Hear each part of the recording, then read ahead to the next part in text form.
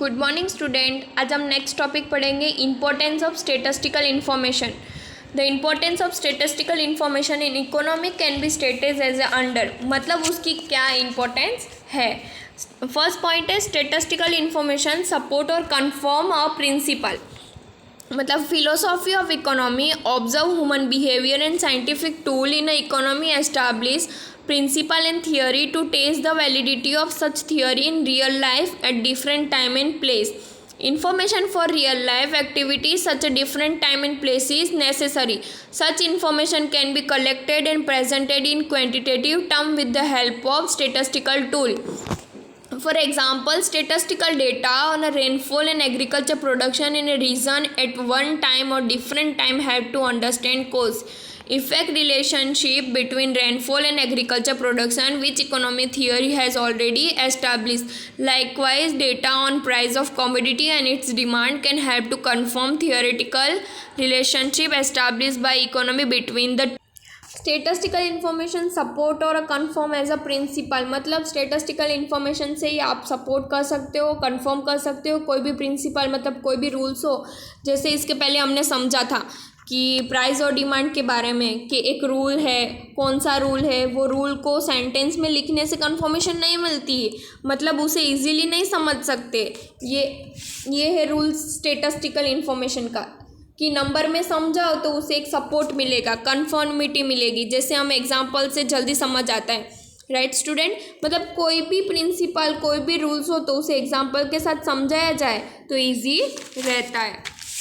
Next point will be give an idea about the changing trend of economic parameter. With the help of economic data, we can obtain an idea of direction and magnitude of change in economic parameter. For example, we can know how sale revenue of a particular firm is changing, or we can know the trend of employment in a nation, or we can know the trend of production in different sector of a economy. For instance, we can say that share of agriculture is falling in national income or supply of money is rising in the economy. Such data help individual unit to make appropriate decision to increase their benefit and help the government in making appropriate economic policy. Economic parameter मतलब जो economic के अलग अलग जो भी topic का हो उसे पैरामीटर कहते हैं। कि जैसे कि हमारे इंडिया में पॉवर्टी, अनएम्प्लॉयमेंट या फिर पॉपुलेशन ग्रोथ, ये सब इकोनॉमी के पैरामीटर की तरह है।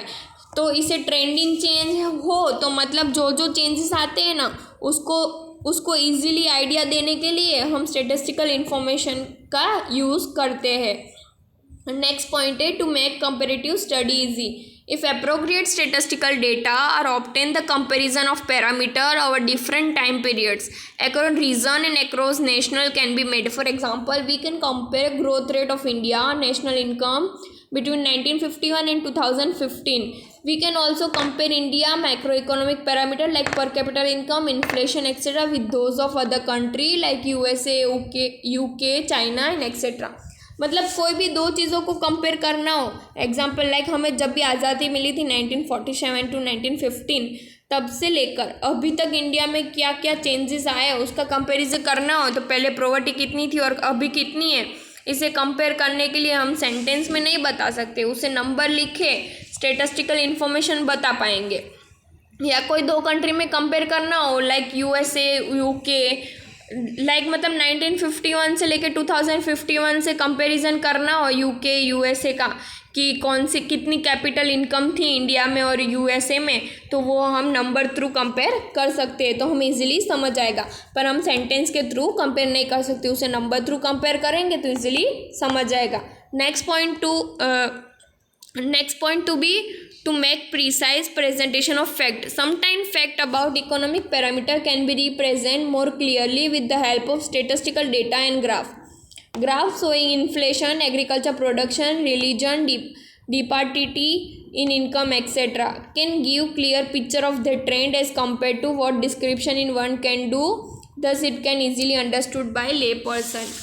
इकोनॉमी के कोई फैक्ट होना, कोई सच्चाई होना, उसका एकदम प्रिसाइज में एकदम परफेक्ट प्रेजेंट करना होना चाहिए, तो उसे नंबर थ्रू ही प्रेजेंट कर सकते। कोई भी लाइक आप लोग कितनी बार न्यूज़ देखते हो, राइट, उसमें गवर्नमेंट कुछ भी दिखाती है ना, कोई भी जरा भी इंफॉर्मेशन जो भी देती है वो परफेक्ट नंबर के साथ देती है, क्योंकि नंबर है ना उससे इन्फॉर्मेशन को ईजी बना देता है, क्योंकि नंबर में बताएंगे तो हम इजीली समझ जाएंगे, इजी बनाते हैं। आप कोई भी चीज़ नंबर के थ्रू देखो ना तो वो इजीली परफेक्ट मतलब सच्चाई दिमाग में बैठ जाती है। इसीलिए इकोनॉमिक सब्जेक्ट में भी स्टेटिस्टिकल इन्फॉर्मेशन बहुत ज़रूरी है।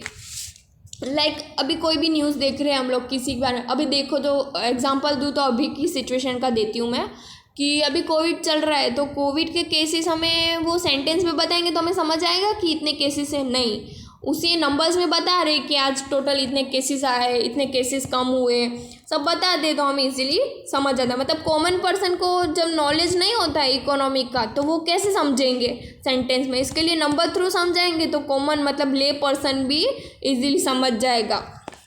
Next topic will be some requested except in collecting statistical data information and presenting diagram, graph and chart. Statistical information can be represented in the form of diagram, chart, graph. They are useful and helpful, explaining some economic principle, trend and relationship in a simple and suggestive manner. Such a representation also become attention catching. While constructing such diagram, the following particular must be careful considered. Economic कोई भी information generally diagram के through या तो table के through easy रहता है, कोई भी इंफॉर्मेशन डायग्राम के थ्रू टेबल के थ्रू समझा है तो इजीली समझ आता है। जैसे कि ये पॉइंट है, some request except in collecting statistical information and presenting diagram and graph. तो इसका मतलब है जब आप कोई भी स्टेटिस्टिकल इन्फॉर्मेशन नंबर की इन्फॉर्मेशन कलेक्ट करते हो, जब डायग्राम में लिखते हो ना, उसके लिए कौन कौन से एक्सेप्ट से बातें ध्यान रखनी चाहिए। मतलब आप कोई भी ग्राफ बना रहे हो, डायग्राम बना रहे हो तो उसके लिए कौन सी चीज़ ध्यान रखनी चाहिए, इन तीन चीज़ों में बताया गया है कि इन तीन चीज़ों में जो बताया गया है उससे ध्यान रख के हम डायग्राम और ग्राफ बना सकते हैं। जैसे कि फर्स्ट पॉइंट है sources of information data. The source of data must be reliable and universally accepted to ensure their accuracy. For instance, to obtain information regarding growth and development parameter in India, Economy Survey for India and data provided by Central Statistic Organization is reliable sources. To obtain comparative data for such a parameter for different country of the world, World Development Report is reliable and universally accepted sources. Sources of information data मतलब आप जो भी information अगर ले रहे हो वो कहाँ से मिल रही है, आपकी इंफॉर्मेशन गलत तो नहीं है ना। इसलिए जब भी ग्राफ बनाओ ना तो फर्स्ट ऑफ ऑल ये देखो कि आपकी इंफॉर्मेशन कहाँ से मिली है, प्राइमरी डेटा है या सेकेंडरी डेटा है, उसे समझने के लिए ईजी रहेगा। क्योंकि प्राइमरी डेटा रहेगी तो आपकी इंफॉर्मेशन राइट भी हो सकती है, रिलायबल भी हो सकती है, बट सेकेंडरी डेटा है तो आपकी इंफॉर्मेशन शायद रॉन्ग भी हो सकती है। क्योंकि सेकेंडरी डेटा मतलब अपने ने किसी और अदर पर्सन से मंगाया है कि ये इन्फॉर्मेशन लाके दो, उसने अपने को इन्फॉर्मेशन लाके दी तो क्या पता उसने शायद राइट दी है या रॉन्ग दी, अपने से बना के दी है या सच में उसने जाके ली है, तो मतलब वो रिलायबल हो भी सकती है और नहीं हो सकती है। बट प्राइमरी डेटा हो तो वो एक्सेप्टेबल है, पर सेकेंडरी डेटा हो तो नॉन एक्सेप्टेबल और नॉन रिलायबल है। Second point to be clarity regarding dependent and independent variable. Well, there is a cause-effect relationship between variable, then the cause variable is treated as an independent variable, as the effect variable is treated as a dependent variable, and its value are dependent on the value independent variable. For instance, if we are examining the relationship between rainfall and agriculture production in a region, the rainfall is independent variable and represent on x-axis, and agriculture production is dependent on variable, therefore represent on the y-axis. If we are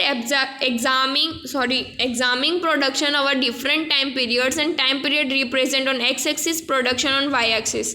In economy, in the law of demand, however, price which is independent variable is represent on the y-axis, demand which is dependent variable is represent on x-axis. Clarity regarding dependent and independent variable मतलब dependent and independent variable मतलब जैसे आप कोई भी graph बनाते हो, graph में आपको पता होगा ये लिखते हैं, हम पहले से ग्राफ बनाते आ रहे हैं तो ग्राफ में हम लिखते हैं Y axis X axis. X axis पे हमेशा इंडिपेंडेंट वेरिएबल आता है और वाई एक्सिस पे हमेशा डिपेंडेंट वेरिएबल आता है। इसलिए जो है वो ध्यान देना होता है कि आप लोग जो है वो एक्स एक्सिस और वाई एक्सिस पे कौन कौन सी चीज़ ले रहे हो। अगर आप वाई एक्सिस पे आते डिपेंडेंट और आप वाई एक्सिस पे इंडिपेंडेंट लिख दो तो वो रॉन्ग होगा। जैसे कोई भी सिटी में अलग अलग 5 सिटी लेते हैं हम लोग, लाइक सूरत है, अहमदाबाद है, वडोदरा है, मुंबई है, राजकोट है। तो 5 सिटी में कोई भी सिटी में एग्रीकल्चर कितना कितना हो रहा है उसे हम नंबर में बताना हो तो उसमें इंडिपेंडेंट वेरिएबल कौन सा होगा, 5 सिटी होगा। तो वो एक्स एक्सिस पे लिखेंगे ना, कितना कितना एग्रीकल्चर हुआ वो वाई एक्सिस पे लिखेंगे ना, तो ग्राफ में इजीली समझ आएगा। राइट स्टूडेंट, मतलब मेरा कहना ये है कि हम जो सिटी है वो जो अलग अलग सिटी है उसे हम एक्स एक्सिस पे लिखेंगे और उसका एग्रीकल्चर क्या है अलग अलग उसे हम वाई एक्सिस पे लिखेंगे। Next point to be selecting appropriate scales. In order to obtain a systematic graph with clarity and appropriate size, proper scale must be taken on the both the axes. Scales are measurable, taken to represent actual data in a diagram. If actual data is too large, say in 0000, then such data cannot be directly represented in chart. Hence, it is represented after converting into measure on an appropriate scale. For example, in a diagram, a distance of 1 centimeter, 10,000 units is equal to 1 centimeter is equal to 5 year, and so on. Such scale are taken on the both axes. Selecting appropriate scale मतलब particular scale देते हैं कि आप लोग को पता होगा जब हम वाई एक्सिस पे नंबर लिखते हैं ना तब पर्टिकुलर गैप में लिखते हैं। जैसे 5 का गैप है, 10 का गैप है, 50 का गैप है, उसे पर्टिकुलर गैप में हम स्केल लिखते हैं, उसे स्केल कहते हैं। वो गैप है ना वो डायग्राम छोटा भी ना हो और बड़ा भी ना हो ताकि जो है वो क्लियर डायग्राम बन सके। इसलिए हम लोग ग्राफ बनाते वक्त वाई एक्सिस पे स्केल कितना लेना है वो देखते हैं। 1 centimetre is equal to 10,000 units और 1 centimetre is equal to 5 years. And जो भी स्केल लिखते हैं वो परफेक्ट होनी चाहिए जिससे वो डायग्राम इजीली समझ पड़े। इस तरह से डायग्राम बनाते वक्त इन 3 चीज़ों का ध्यान रखना चाहिए। कि फर्स्ट पॉइंट में क्या बोला गया है कि हमारा जो मतलब इन्फॉर्मेशन हम जो मिलती है हमें वो रिलायबल होनी चाहिए। फिर सेकंड में बताया गया कि वाई एक्सिस पे हम कौन सा वेरिएबल लिखते हैं और एक्सिस पे कौन सा वेरिएबल लिखते हैं। फिर लास्ट में हमें बताया गया है थर्ड पॉइंट में कि ग्राफ में कितना डिफरेंसेस लेना चाहिए और स्केल परफेक्ट होनी चाहिए। Next topic will be presenting quantitative numerical information in diagram graph. Numerical data can be different type of graph and diagram showing linear and non-linear relation are commonly used in economy. The demand curve is one such a diagram. Some other type of chart, graph, diagram used frequently in economy: bar diagram, group bar diagram, pie diagram, etc. Bar diagram, a bar diagram also known as a bar chart or bar graph, is a diagram which represent group data with rectangular bar with the length of proportional to the value which they represent। जो ये diagram बनाते हैं ना वो diagram कितने type में बनते हैं? 3 टाइप में बनते हैं, right? Bar diagram, group bar diagram and pi diagram. Numerical data मतलब नंबर्स। न्यूमेरिकल मतलब नंबर की इंफॉर्मेशन इन डायग्राम और ग्राफ। मतलब जैसे कि क्वांटिटेटिव मतलब न्यूमेरिकल डेटा और न्यूमेरिकल डेटा मतलब नंबर की इंफॉर्मेशन ऑन डायग्राम और ग्राफ। डायग्राम और ग्राफ में नंबर की इंफॉर्मेशन लिखते हैं वो कितने टाइप के ग्राफ और डायग्राम होते हैं? 3 टाइप के, बार डायग्राम, ग्रुप बार डायग्राम और पाई डायग्राम। बार डायग्राम मतलब आपको पता है ना, जब जो भी ग्राफ में अलग अलग तरह के बार्स बनाए जाते हैं कोई भी इंफॉर्मेशन के लिए यूज़ करे उसे बार डायग्राम कहते हैं। जैसे कि बार डायग्राफ यहाँ बताया हुआ है एग्जाम्पल के through. Production of wheat in India तो 1970-71 एक्स एक्सिस पे लिखा है और 23.8 है तो 10, 20, 30 का गैप लेके यहाँ प्रोडक्शन बताया गया है। फिर सेकेंड है group bar diagram. Group cluster bar diagram मतलब this chart are use when the dependent variable is grouped in more than one category. For example, when we want to examine the literate rate for different year in a Gujarat, we can use a group bar diagram to show male, female total illiteracy rate as 3 category in one group for 1 year. Bar for each category can be shaded color differently. जब कोई दो information साथ में दी गई हो ना, कितनी बार बार diagram के साथ दो बार से साथ में बनाए जाते, दो बार साथ में बनाए जाते, दो बार साथ में बनाए जाते, उससे कहते हैं ग्रुप बार डायग्राम या तो क्लस्टर बार डायग्राम, जिसके अंदर दो ग्रुप जो भी है वो साथ में बनाए जाते हैं। लाइक यहाँ पे एग्जांपल दिया है कि लिटरेसी हमें चेक करना है, तो 1951 से 2011 तक का सोशियो इकोनॉमिक सर्वे किया है कि literacy rate in percent, Gujarat in percentage, मतलब मेल और फीमेल की लिटरेसी, मतलब मेल कितने पढ़े लिखे हैं और फीमेल कितनी पढ़ी लिखी है और कितने टोटल लोग पढ़े लिखे हैं, उसका सोशल इकोनॉमी सर्वे किया है। कि एक साथ, मतलब वो हम अलग अलग भी कर सकते हैं सर्वे, बट इसमें एक साथ सर्वे करते और एक ग्राफ में बताया जाता है, उसे कहते हैं ग्रुप डायग्राम और क्लस्टर बार डायग्राम। जैसे इसमें बताया गया है कि 1951 में मेल और फीमेल्स की लिटरेसी क्या थी वो सर्वे करने, तो एक साथ बताया गया कि मेल 30 थे, 20 फीमेल थी, तो एक साथ रिप्रेजेंट करते हैं, उसे कहते हैं ग्रुप और cluster bar diagram. Next will be pi diagram. A pie chart is a circular statistic graph which is divided into sector to illustrate the numerical proportion of data. The numerical data is proportionally converted into degree in a circle and sector are formed considering this degree. For example, the share of different sector in India national income can be shown in a pie chart. Thus, numerical information can be explained in a simple manner with the help of graph.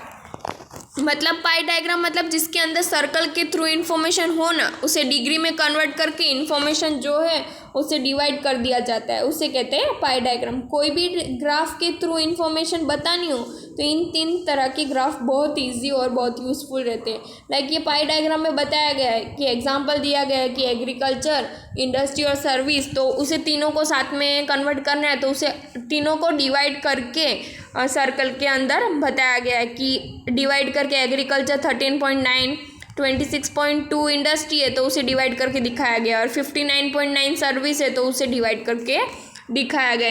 इन 3 वे से हम बार diagram और graph बना सकते हैं। कि bar graph में हम एक साथ बार ग्राफ में सारा इंफॉर्मेशन डाल के बता सकते हैं कि 1972-71 में कितना प्रोडक्शन था वो दिखा सकते हैं, रिप्रेजेंट कर सकते हैं। फिर ग्रुप क्लस्टर बार डायग्राम मतलब एक साथ 2 चीज़ों को कंपेयर करके इन्फॉर्मेशन बताई गई हो, उससे बोलते हैं ग्रुप क्लस्टर डायग्राम। और पाई डायग्राम मतलब कोई भी चीज़ को डिवाइड करके इन्फॉर्मेशन दी गई हो, उसे कहते हैं पाई डायग्राम।